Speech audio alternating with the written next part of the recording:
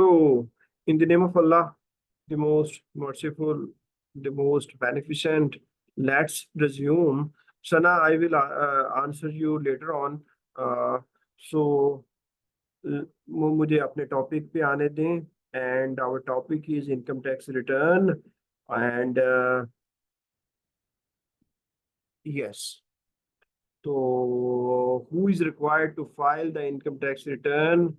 We have discussed that. अब आगे हम बढ़ते हैं. और ये भी मैंने बता दिया कि can commissioner ask for a return of less than 12 months. The answer was yes. And now अगर अगर जो 114(1) में कहा गया था कि who is required to file income tax return, वो बंदे रिटर्न फाइल नहीं करते, तो फिर कमिश्नर साहब क्या कर सकते हैं. अब मैं बताने लगा हूं कि अगर सेक्शन 114 सब सेक्शन 1 उसमें कहा गया कि ये वो लिस्ट है, एक लंबी लिस्ट है, who are required to file the income tax return. अगर वो उनको रिक्वायर्ड था, उन्होंने फाइल नहीं की, तो फिर ये है कि जनाब कमिश्नर कमिश्नर इनलैंड रेवेन्यू वो सेक्शन 114 सब सेक्शन 4 और सब सेक्शन 5 उसको इन्वोक कर सकते हैं, इसका इस्तेमाल कर सकते हैं. कल को आप इंस्पेक्टर बन के जब किसी ने रिटर्न फाइल नहीं की होगी तो 114(4) का नोटिस सेंड कर रहे होंगे. 114(4) का नोटिस ये होता है कि भाईजान आपको रिटर्न फाइल करना जरूरी थी, आपने फाइल नहीं की, तो अब आप रिटर्न जो है वो फाइल कर दें. तो उसके लिए जो नोटिस इशू किया जाएगा वो इस सेक्शन 114 सब सेक्शन 4 का होगा. अब देखो, लाइक रिटर्न फाइल करने की जो लास्ट डेट थी इस साल शायद 30 अक्टूबर 2023 थी.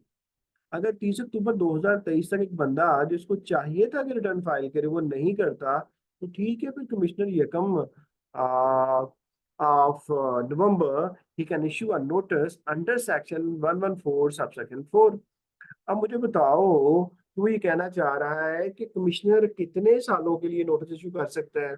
तो ये जी पिछले 5 साल, लाइक अब 2024 चल रहा है, तो पिछले 5 साल 23 और वर्ष चले, 22 और वर्ष चले, 21 और वर्ष चले, 20 और वर्ष चले 19. तो पिछले 5 साल के लिए कमिश्नर साहब नोटिस कर सकते हैं कि person A please file your income tax return.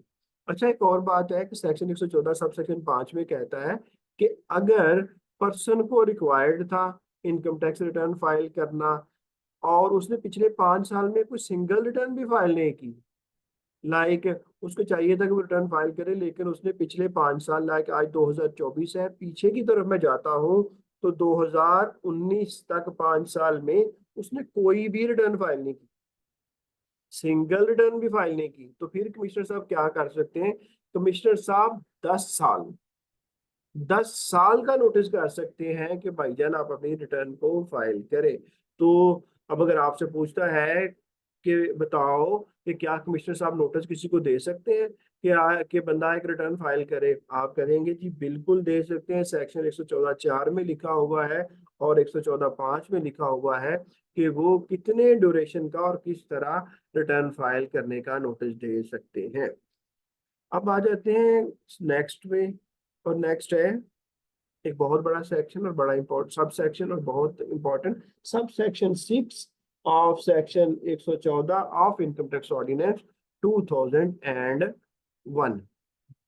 अच्छा, तो इसमें क्या हो रहा है, इसमें ये कहा जा रहा है कि जाहिद ने अपनी रिटर्न फाइल की और रिटर्न फाइल करते हुए जाहिद ने कोई मिस्टेक कर ली, तो क्या जाहिद अपनी रिटर्न को रिवाइज कर सकता है. द आंसर इज बिग और capital yes. Yes, he can revise his return. Zahid अपनी रिटर्न को फाइल कर सकता है सब्जेक्ट टू सर्टेन कंडीशंस, कि वो कंडीशन जो है वो जाहिद जो है वो पूरी करेगा और पूरी करने के बाद जाहिद जो है वो अपनी रिटर्न फाइल कर लेगा. अब वो कंडीशंस क्या हैं.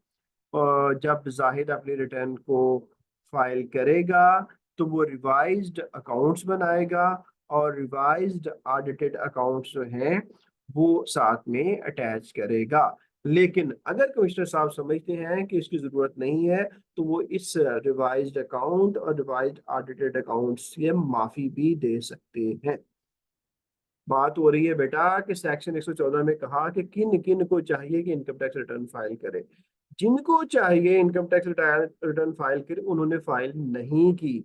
जब उन्होंने फाइल नहीं की तो फिर कमिश्नर साहब उनको नोटिस कर देंगे, फाइल कर दें। फिर अगर उन्होंने फाइल करते हुए कुछ गलती कर दी तो फिर वो अपनी गलती को ठीक भी कर सकते हैं, और गलती को ठीक करने के लिए जो रिटर्न जमा होती है उसको रिवाइज्ड रिटर्न कहते हैं। और जब रिवाइज रिटर्न फाइल होती है तो उसके साथ क्या क्या लगाना जरूरी है, तो उसके साथ जनाब रिवाइज्ड अकाउंट और रिवाइज्ड ऑडिटेड अकाउंट्स भी लगाए जाते हैं।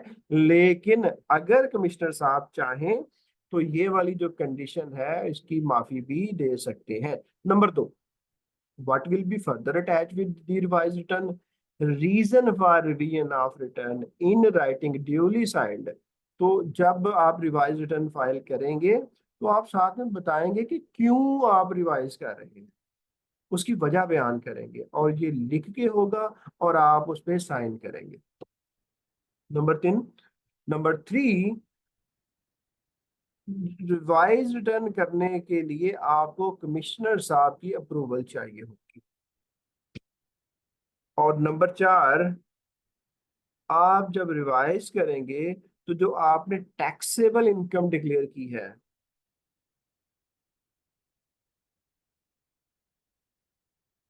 तो फिर आप रिवाइज कमिश्नर साहब की इजाजत के बगैर भी कर सकते हैं कि अगर आपने जो taxable income declare, tax Zahid है, जाहिद ने टैक्सेबल इनकम डिक्लेयर की 20 लाख, लेकिन गलती होगी, जाहिद को चाहिए था 24 लाख डिक्लेयर करता।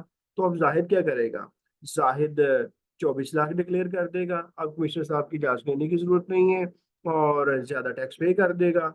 या अगर जाहिद ने रिटर्न फाइल करते हुए लास्ट डिक्लेयर किया था और लास्ट जो था वो था, समझ लो मान लो 10 लाख, लेकिन जाहिद कहता मुझसे गलती होगी, लास्ट मेरा 10 लाख नहीं था, लास्ट मेरा 2 लाख था, तो फिर भी मैं अपने लास्ट को कम कर रहा हूँ, एफबीआर को बेनिफिट हो रहा है।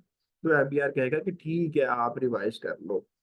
आ, अच्छा, ये सेक्शन 121 आपको पता है बेस्ट जजमेंट असेसमेंट है, 122 अमेंडेड असेसमेंट है, 122(1) ए रिवीजन बाय द कमिश्नर है, सेक्शन 129 डिसीजन गिवन, इसमें कमिश्नर अपील डिसीजन देते हैं, 132 में एपलेट ट्रिब्यूनल, 133 में आई बिलीव यहाँ शायद गलती से लिखा गया है reference to the high court चल रहा होता है, और 221 रेक्टिफिकेशन ऑफ मिस्टेक। तो ये मैं बताना चाह रहा हूँ कि अगर इन ऑर्डर की वजह से आपकी इनकम जो थी अगर आप उससे बढ़ा के जा रहे हैं then you need not to take approval of the commissioner. अच्छा जी, फिर वो आगे बढ़ता है और मैं ये वाला तो अगर एक और भी उसने छूट दी है हमें, और वो ये कह रहा है कि अगर आपने रिटर्न फाइल की है और 60 दिन के अंदर अंदर आपको रियलाइज हो जाता है कि यार there is a certain mistake, then within 60 days you can revise your return without fulfilling the conditions mentioned above, कि ऑडिटेड अकाउंट्स जो हैं वो आप ना दें, फिर जो भी ऊपर कंडीशंस लिखी हुई थी कमिश्नर की इजाजत ना लें आप। मैं बात कर रहा हूँ, देखो 30 अक्टूबर को मैंने रिटर्न फाइल, मुझे बा, मुझे 15 नवंबर को पता चल गया मिस्टेक हो गई है। तो अभी मेरे पास टाइम है, क्योंकि 30 + 60, 30 दिसंबर तक मेरे पास टाइम है, I can revise my return. तो मैं अपनी रिटर्न को रिवाइज कर सकता हूँ विदाउट टेकिंग द परमिशन और approval of the commissioner inland revenue. आगे बढ़ता हूँ। आपने 60 दिन गुजर गए, अब आपको अप्रूवल चाहिए कमिश्नर की रिटर्न को रिवाइज करने के लिए। कमिश्नर साहब को आपने दरखास्त दे दी, कमिश्नर साहब ने अपने पास रखे रखी, डिसाइड नहीं की, 60 दिन गुजर गए, 60 दिन गुजर गए तो समझा जाएगा कि कमिश्नर साहब ने आपको अप्रूवल दे दी है। सही हो गया जी। तो तो ये था जी, जो मैंने 114(6) रिवीजन को सारे का सारा मैंने कवर कर दिया, इसमें सम अप कर दिया है, इसको आपने भी पढ़ लेना है। नेक्स्ट मैं मूव करता हूँ, revise return and penalty. Revise return and penalty क्या है? अच्छा देखो, जैसा कि जाहिद को रियलाइज हुआ कि बी, सपोज करें जैसे मैं बता रहा था कि रिवाइज रिटर्न की मुझे क्यों जरूरत पड़ी। एक मैंने जो सिनेरियो क्रिएट किया वो ये था कि जाहिद की टैक्सेबल इनकम थी 24 लाख, लेकिन रिटर्न फाइल करते हुए Zahid make an omission and he declared an income of 20 lakh only. तो मैंने 4 लाख से अपनी इनकम को कम डिक्लेयर कर दिया। अच्छा होता यह है कि जब आप इस तरह का गलत काम करते हैं तो पेनल्टी तो लगनी चाहिए आपको, लेकिन हुआ क्या, मुझे, मैंने voluntarily without any notice under section 177, याद रखिएगा 177 मैंने आपको पढ़ा दिया था और ये वीडियो भी मैंने आपको दे दी हुई है। तो 177 is an audit conducted by the commissioner inland revenue. तो इसको आपने फिर पढ़ लेना है। तो ये जो कमिश्नर साहब के ऑडिट के नोटिस आने से पहले या फिर 122(9) का शोकाज नोटिस आने से पहले, 122(9) को ध्यान से पढ़ लेना आप लोग, ये शोकाज नोटिस होता है अमेंड असेसमेंट को अमेंड करने से पहले। अब असेसमेंट क्या होती है मैं सेक्शन 120 इंशाल्लाह आप लोगों को पढ़ाऊंगा।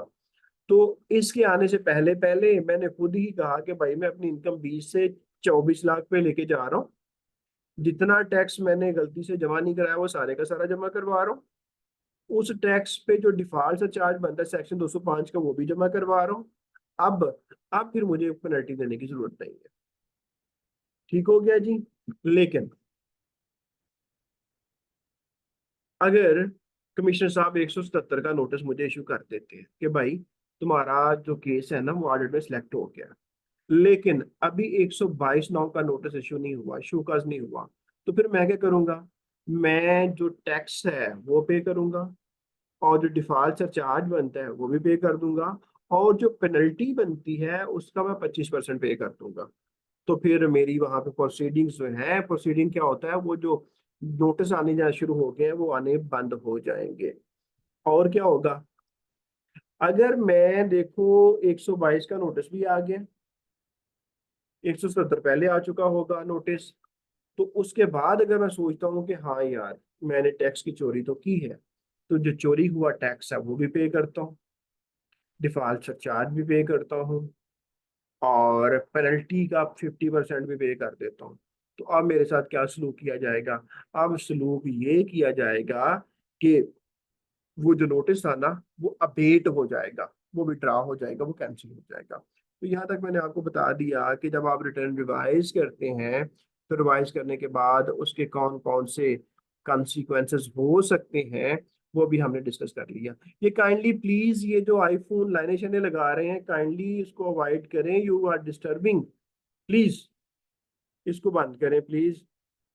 अच्छा, तो नेक्स्ट नेक्स्ट ये है कि सिंपली जब आप रिटर्न फाइल करते हैं, आप अगर आपका एक्सपीरियंस नहीं है तो मैं आपको बता देता हूँ कि रिटर्न IRIS पे इलेक्ट्रॉनिकली जमा हो रही होती है। जब आप इलेक्ट्रॉनिकली रिटर्न सबमिट करते हैं तो फिर क्या होता है, एंड पे आपने एक पिन कोड लगाना होता है वेरिफिकेशन के लिए। वो उस पे ये होता है कि मैं खुद फाइल कर रहा हूँ या मेरा कोई बंदा कोई मेरे बिहाफ पे फाइल कर रहा है। तो अगर आपके बिहाफ पे फाइल कर रहा है तो समझा यही जाएगा कि भाईजान ने खुद फाइल की है, और जो पिन जो लगाया जा रहा होता है वो समझा जाता है कि आपने अपने सिग्नेचर जो है वो लगा दिए हैं इसके ऊपर। तो इसमें जो लास्ट है जी वो ये है, थैंक यू सो मच। तो इस पूरे टॉपिक को मैंने कवर किया। रिटर्न को, नंबर 1 रिटर्न किसको चाहिए कि वो फाइल करे, नंबर 2 मैंने बताया कि अगर कमिश्नर चाहे तो वो 12 महीनों से कम की रिटर्न भी दे सकता है। फिर मैंने 114(4) में बताया और 114(5) में बताया कि अगर एक बंदे को रिटर्न चाहिए फाइल करना, वो नहीं फाइल करता, तो फिर कमिश्नर उनको नोटिस करेंगे। 114(6) में मैंने बता दिया कि आप रिटर्न को रिवाइज कर सकते हैं। 114(6) में फिर मैंने कुछ कंडीशंस के बारे में बता दिया, पेनल्टी के बारे में बता दिया, और इस तरह हमने अपना इनकम टैक्स रिटर्न को कवर कर लिया। और इनकम टैक्स रिटर्न क्या होती है, आप अपने इनकम और एक्सपेंसेस और के बारे में आप बता रहे होते हैं एफबीआर को इलेक्ट्रॉनिकली थ्रू IRIS सिस्टम। सो ये मेरा आज ये वाला टॉपिक खत्म हुआ। इसके बाद मैं आगे बढ़ता हूँ और मैं जो रिकॉर्डिंग है